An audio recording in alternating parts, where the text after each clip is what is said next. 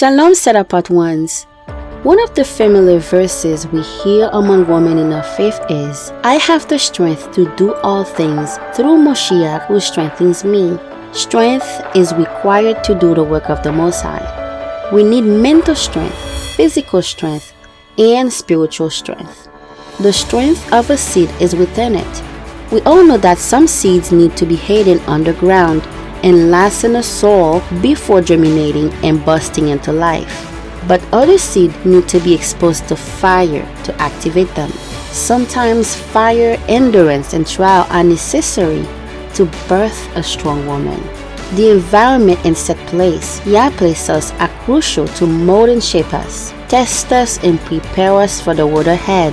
We read in 1 Peter 1 verse 23, having been born again, not of corruptible seed, but of incorruptible through the word of Yahuwah, which lives and abides forever. Just like the parable of the sower said, the farmer scattered seeds that fell on the path, but birds ate them. Those on a rocky place affected by the sun, and some among thorns that choked them. But the seed falling on good soil refers to someone who hears the word and understands it. They still face trouble and persecution and need strength from the Most High to overcome them. Let's go back to the beginning to understand how set-apart women acquire strength. Yah put the man and the woman in the garden from the beginning. The garden was a set-apart place of comfort where Yahuwah was a covering and meeting place to them. Hawa was a woman of great strength. She was a helpmeet to her husband. Ezer Kenegdo.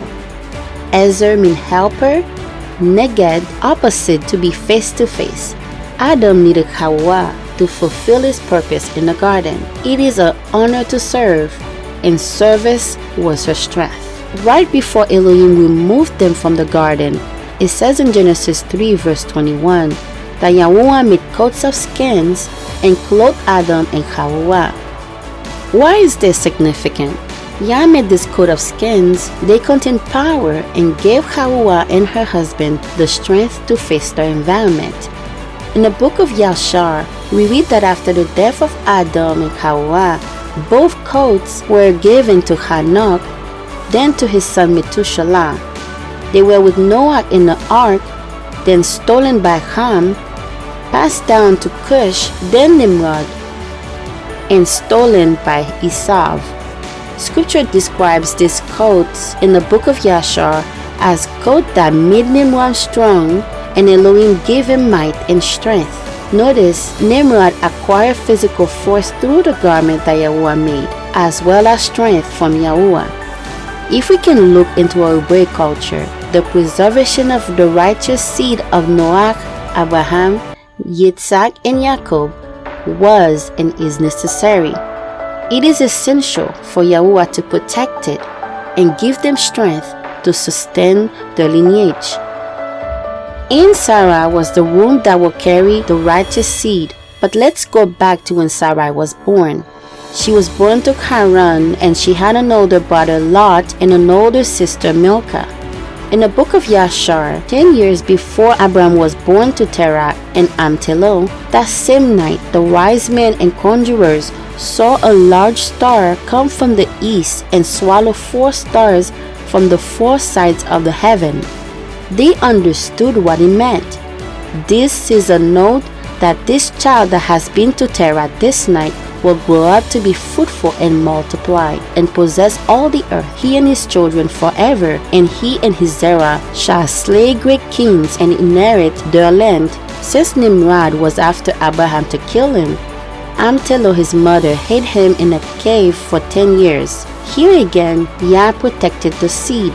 Garment of favor and salvation were with Abraham, while Nimrod had the coat of skins but still rebelled against Yahuwah. The garment of favor of Sarah.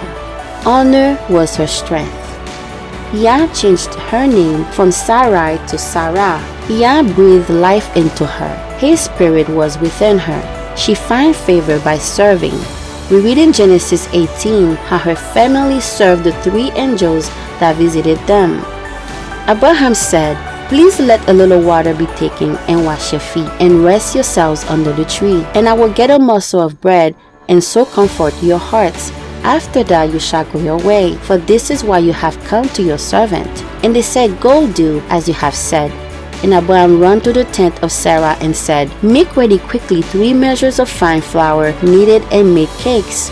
And Abraham ran to the herd and took a good tender calf and gave it to a young man, and he hurried to prepare it. And he took butter and milk and the calf which he had prepared and set it before them. And he stood by them under the tree, and they did eat. Sarah's humility to serve was her strength, and her strength was from Yahuwah. It is an honor to serve, and service was her strength.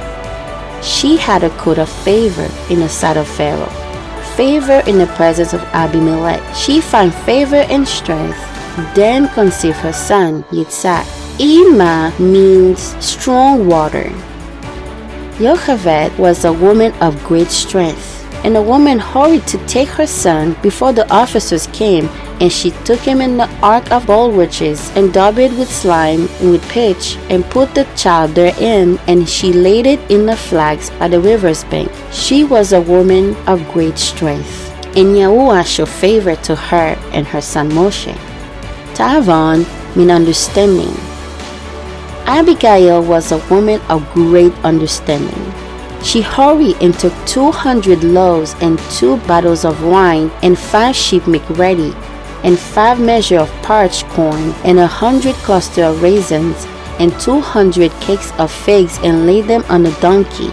She was ready to serve David and his 600 men.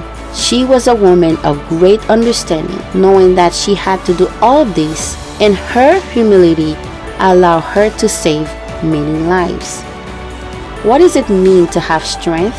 This is what our sister Jessica had to say about a woman of great strength. The strength and beauty of a woman are fully expressed in her role as an Ezer Kenegdo, helpmeet or mighty warrior.